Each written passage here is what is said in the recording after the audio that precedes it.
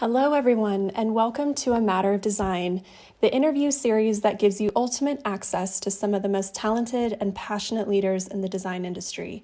I'm Nicole Hernandez. Here at Matter Interiors, our passion is sharing the stories of the people behind the most innovative and world-class ideas, along with leading businesses in the design community. There's nothing like the power of design. It moves us to look beyond our four walls to the world around us for inspiration. It motivates us to connect with others and collaborate. Thank you so much for joining us. This is A Matter of Design.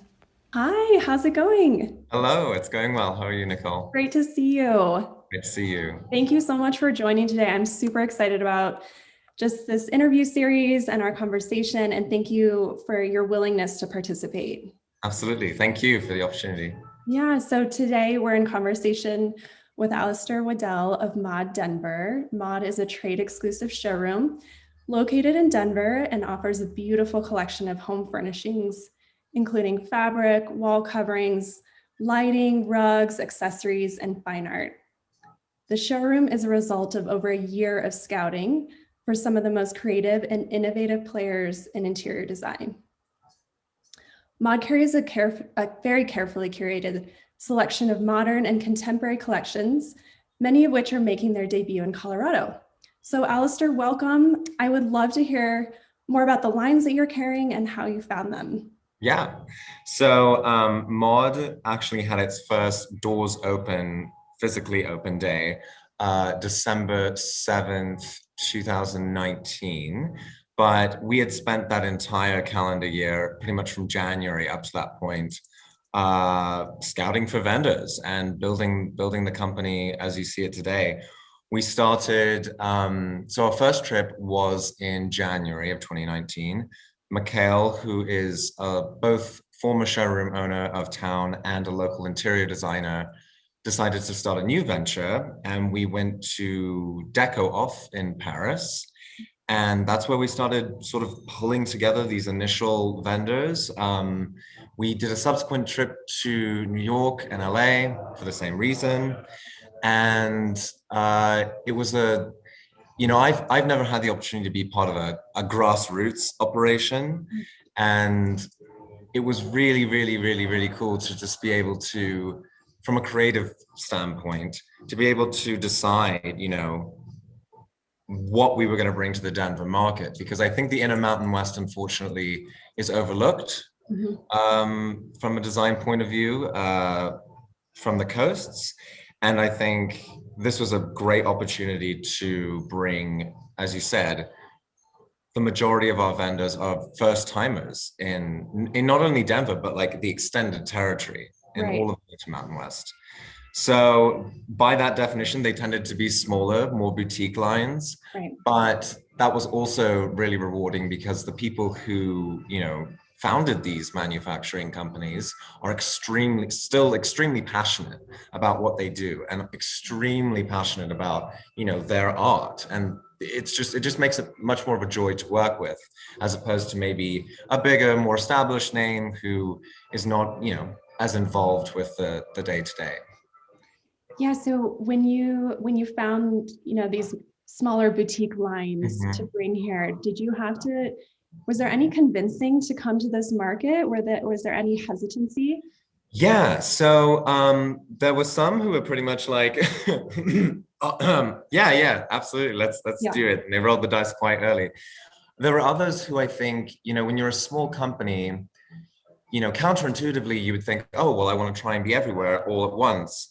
But there is a danger in expanding too fast. And I think when for a lot of people, this is their baby. And while the idea of being in a new market is certainly appealing, they don't, if they're just in LA and New York, they are taking a bit of a gamble. And so it ended up resting on us and the presentation we were making. And they may or may not know Mikhail. It's a small industry, but it was heavily reliant on like, well, who are you guys? Like, tell me about your market, but like, who are you guys? And yes, there was some convincing, but we were extremely lucky and honored actually that a lot of people, chose to roll the dice with us. So maybe for those who aren't as familiar with the industry, can we take Mhm. one, for example, and sort of walk us through? I know last time we had talked, you mentioned a textile manufacturer that's new to, I think maybe even the United States. I can't quite remember. But can you tell us how you found them? How many employees? Like how big is the company, and what was the process of getting them on board?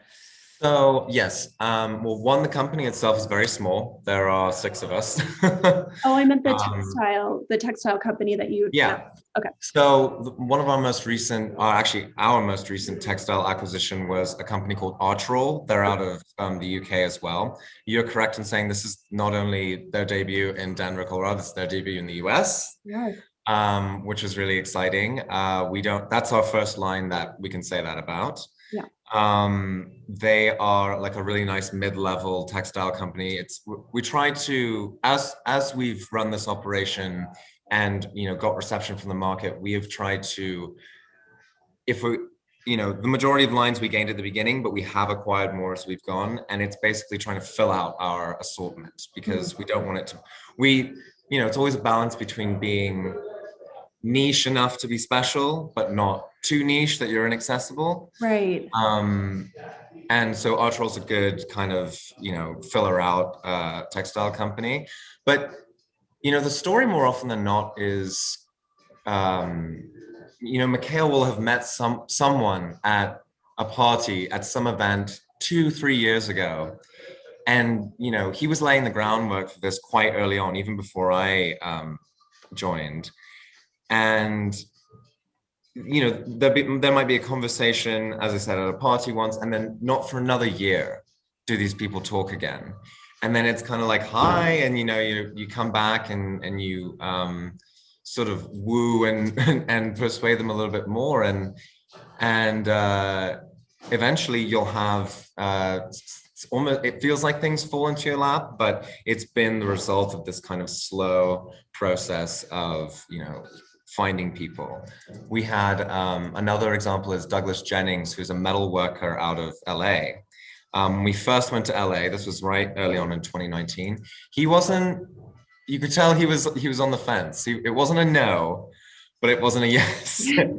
And I think he's probably one of the smaller furniture lines that we have, and is still very he's extremely passionate about what he does. His vision is very, very specific.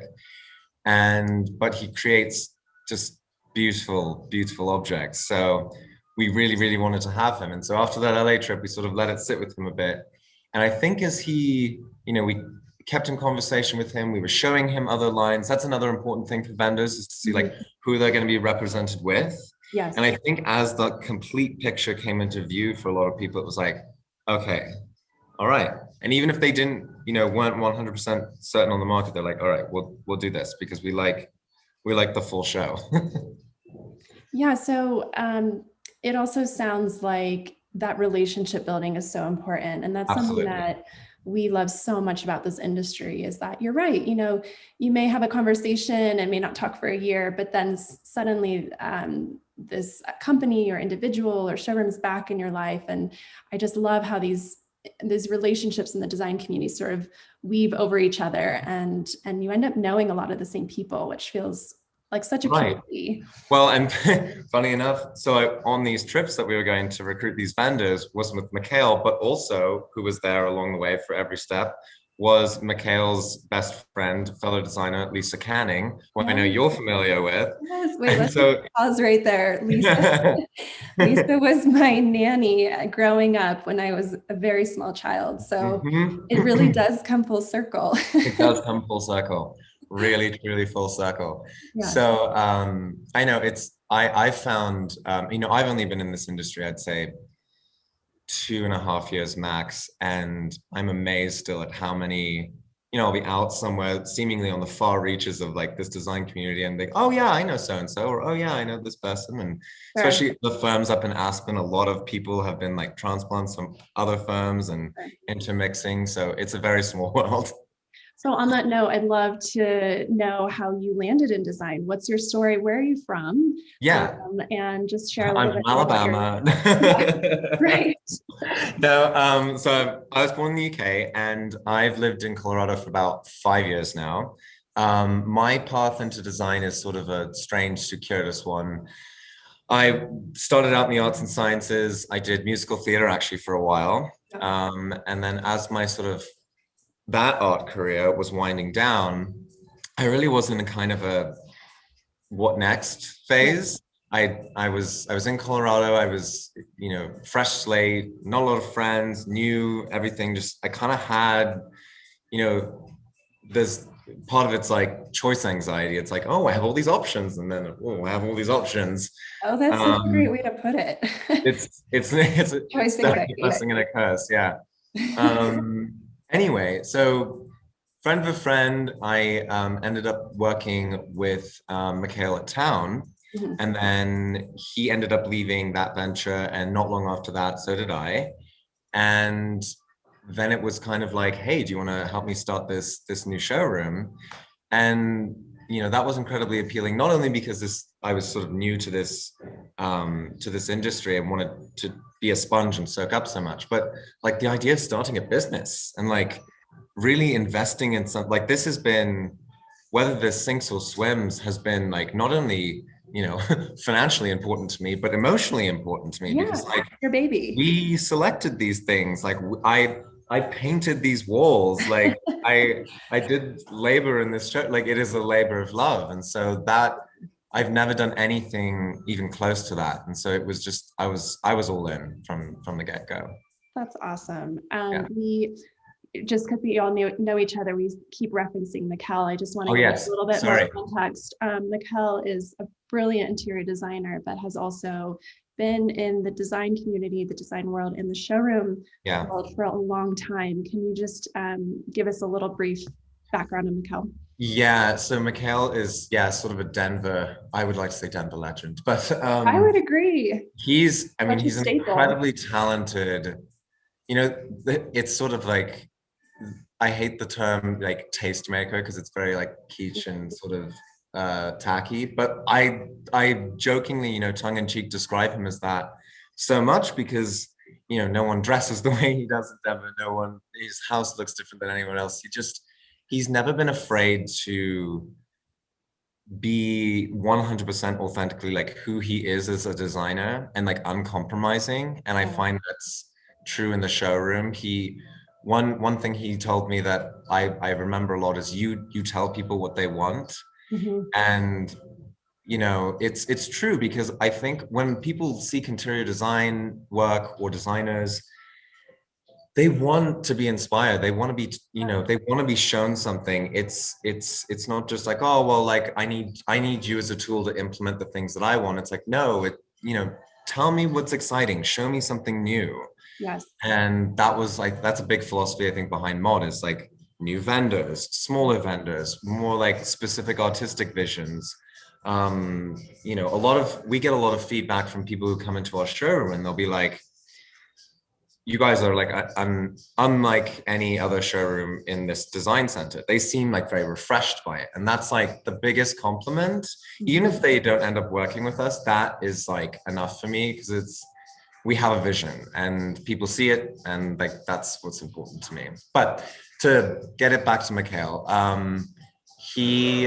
his reputation in Denver has, I think, been paramount in our success so far, because before we opened our showroom doors, Joshua and I, my colleague Joshua, we were just going around in a car with pamphlets, with books, with media, and cookies. We did get cookies.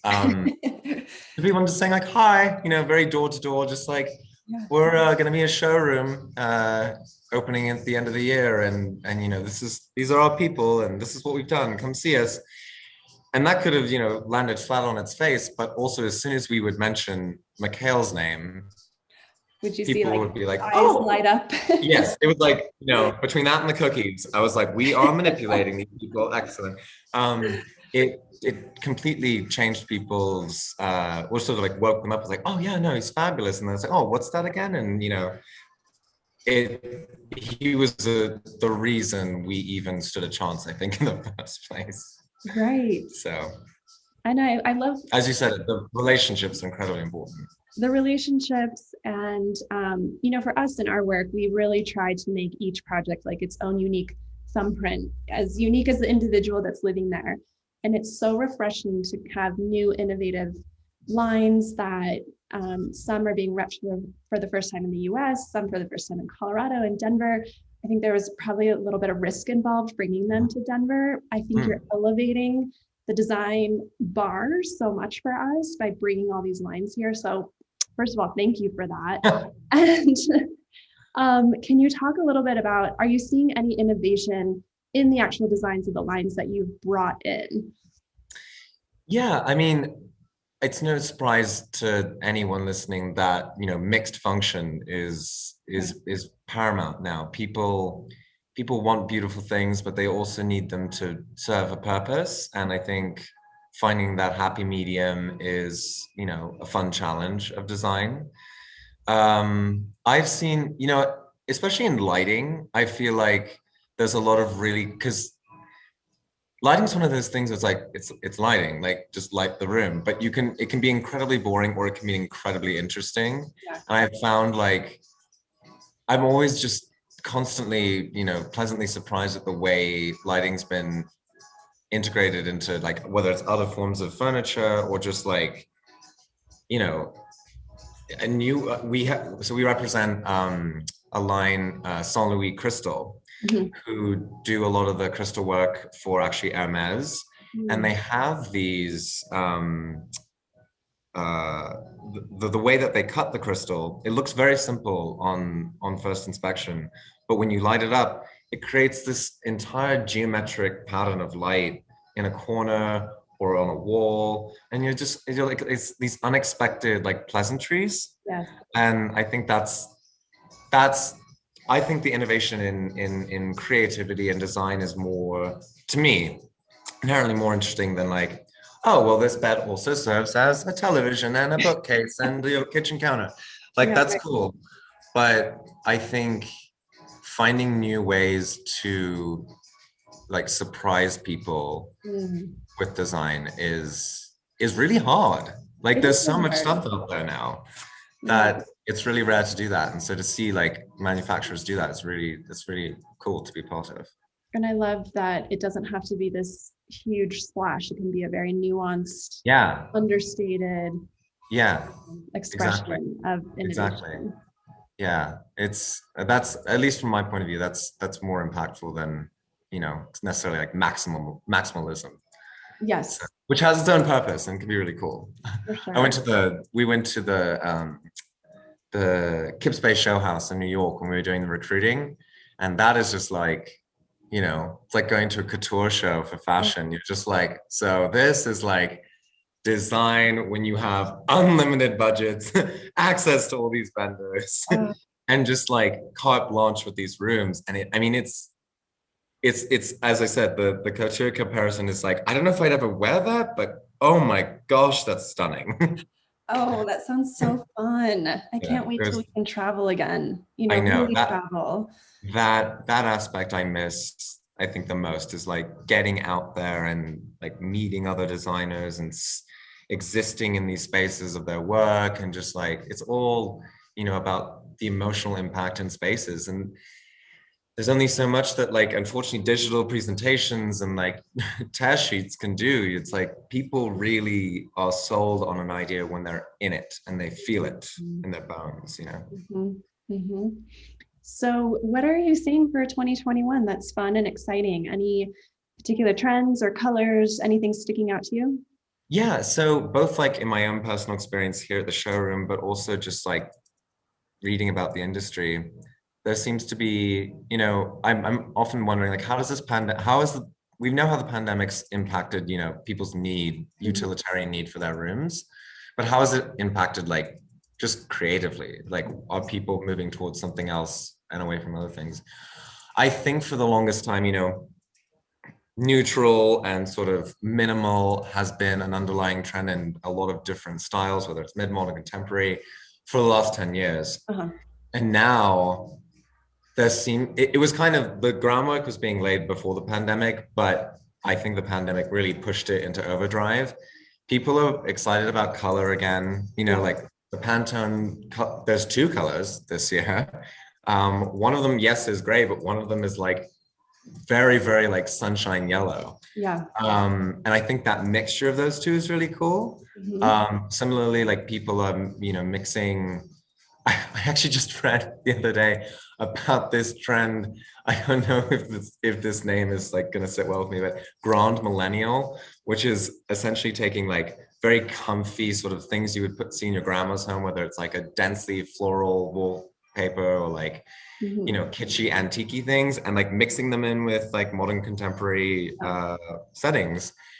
And I think that has to have a response or a part in the fact that we want to feel comforted in our homes now. Like I know in my room, all of my sheets, they're like vintagey, like none of them are like, they're not sleek and new. They feel like homey and warm, and we want these kind of, like grandma's house, but like make it cool. So I think that kind of embrace of like embellishment and filigree and color is going to be more prevalent, because we've been stuck in our gray spaces, all of 2020 and all of 2021 winter. So I'm excited to see that. I feel like we've been teased a little bit with that prospect before, like, oh, color is going to make a comeback. I'm like, yeah, but then people just like end up going with something neutral. I really truly think people will start to push it a little bit more.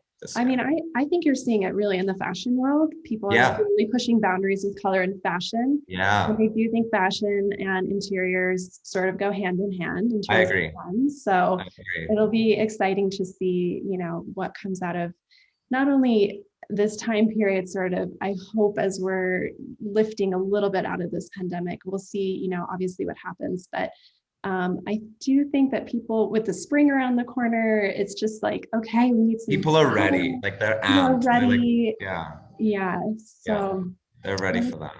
I wanted to end on this question: why is design personally so important to you, and why are you so passionate about it? Oh boy, that's a big question.